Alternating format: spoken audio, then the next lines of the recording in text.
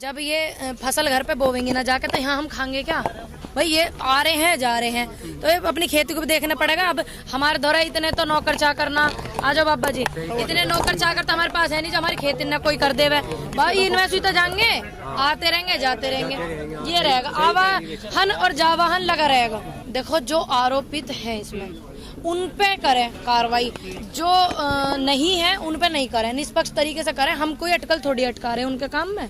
नहीं वो तो जांच का विषय है ना, पुलिस जांच करेगी, कोर्ट में जाएगा मैटर पूरा। हाँ तो जांच करके ही तो करवाना, और बिना जांच के ही करोगे तुम वैसे? जांच करके तो उन्होंने जो इनाम घोषित किया 1 लाख रुपए का, जिन पे 1 लाख रुपए का इनाम घोषित करा मैं उन्हें जानू भाई, उन पे करा, पुलिस को सही लगा, जांच हुई होगी जब तो करा, मैंने थोड़ी मना करी। बाकी जो हमारे बुजुर्ग गेहूं की गैल में घुन पीसे उन्हें तो बाहर कौन सा, कुछ लोग तो हैं चंद लोग, और जो मिल नहीं रहे हैं। 26 तारीख से सुनने में आया कि बहुत लोग नहीं मिल रहे हैं, आया कि नहीं आया?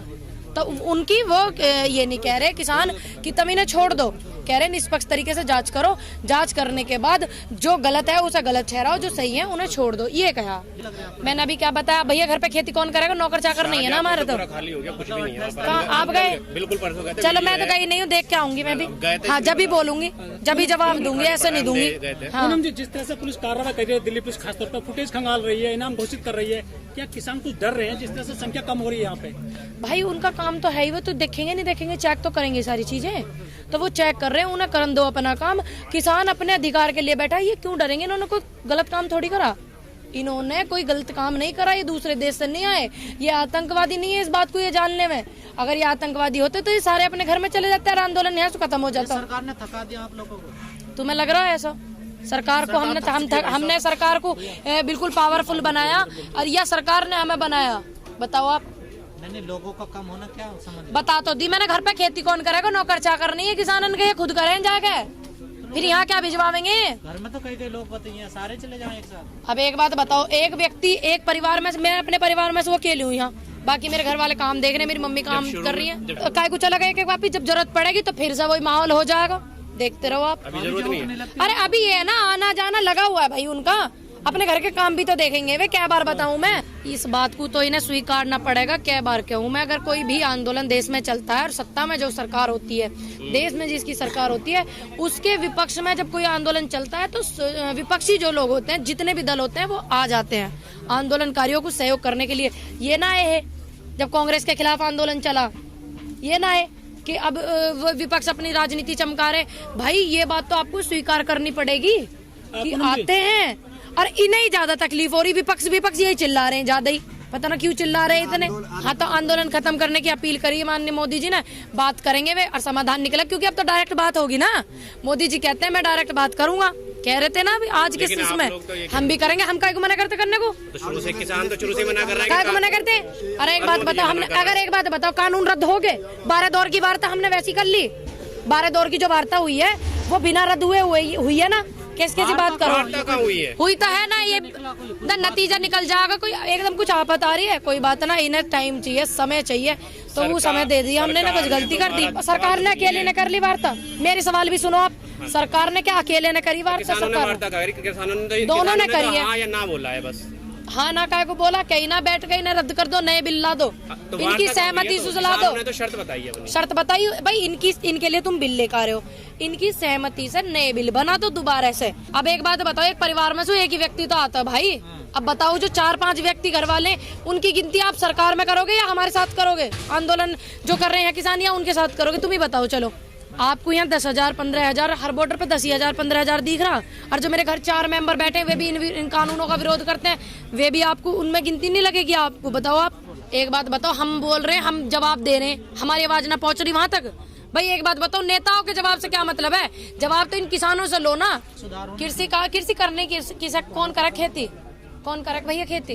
कौन करेगा? आप बताओ। किसान, बिल्कुल सही जवाब दिया, शुक्र मनाओ परमात्मा का।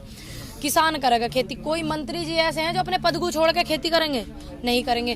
तो ये बिल जो लेके आए, किसानों के लिए लेके आए ना, जो इन्हें चाहिए आप वो दो ना, सीधी सी बात है। जब खेती ये करेंगे तो इनकी सहमति लो ना, इन्हें क्या चाहिए? बिना सहमति के बिल आपने कैसे बना दिए, ये भी तो बताओ आप।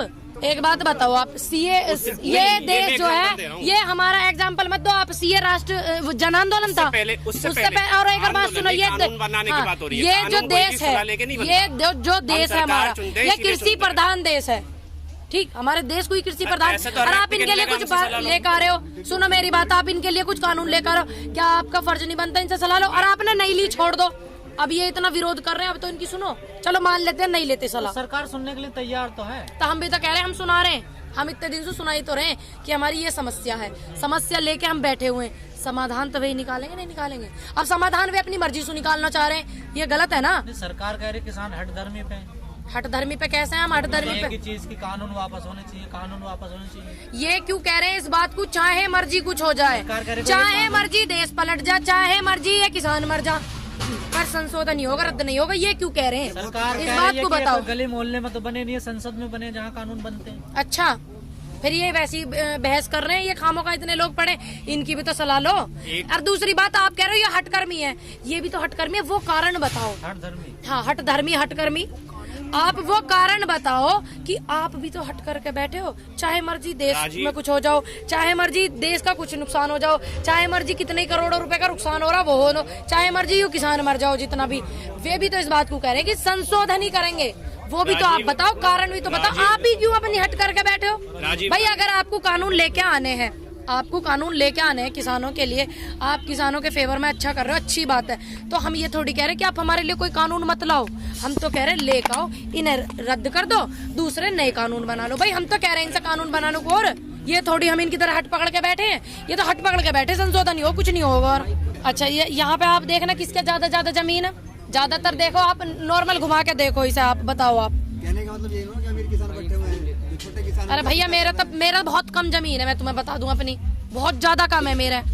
क्लोज नंबर 2 में लिखा हुआ, ठीक, उसे पढ़ लेना जाके, पता लग जाएगी यहाँ क्या को बैठे हैं। क्लोज नंबर 2 में लिखा हुआ है, जब तक क्या कहते हैं, गेहूं और चावल और अन्य फसलों का, हाँ ज्यादा कर रहे हैं, खुश हैं, चिंता कर रहे हैं, धन्यवाद। क्लोज नंबर 2 में साफ साफ लिखा हुआ मेरे भाई, ना हो तो वे नुके में ना काले कैसे, हमें बताओ, मैं कॉपी ले रही है, अगर किसी को चाहिए मैं घर से भिजवा दूंगी। क्लोज नंबर 2 में साफ साफ लिखा हुआ है, जब तक जैसे कोई गेहूं चावल और अन्य फसल का रेट 100 से 150 नहीं हो जाएगा, 50% पे ना पहुंच जाएगी, ठीक, जब तक कुछ इसका समाधान नहीं निकलेगा तो फिर हम क्या खाएंगे? निकाल के दिखाऊं हमें कितने मिलता है वो दूध? बताइए। हमारी गाय भैंसन का दूध हमारे गाँव में निकले 45 रुपया किलो बिका है, 40 बिका है, उसका 35 बिका है गाय का, और ये पैकिंग कर करके, वही तो प्रधानमंत्री। अरे फिर वो हमें कितने का मिला है? उल्टा हमें यूं भी तो बताओ। और आम जो जनता है, जो शहरों में गाय भैंस नहीं रखते हैं लोग बाग, उनको कितने में मिले? जो नॉर्मल परिवार, मिडिल फैमिली रहती है, उन्हें कितने में मिलती है ये पैकेट? आप चाहते हो फ्री में दे जाए भैंस यहाँ पे? क्या दे जावे? दूध फ्री में भैंस देंगे हम दूध देंगे, वे हमें फ्री में क्या देंगे? हम उन्हें सारी चीज दे रहे हैं, वे कौन है हमें कुछ देने वाले? फ्री में तो ये कानून दिए इन्होंने हमें। चलिए मानते, देखिए हमारे देश का अलग अलग एजेंडा, हर देश की अपनी कंट्री की अलग अलग सिस्टम है, मानते हैं।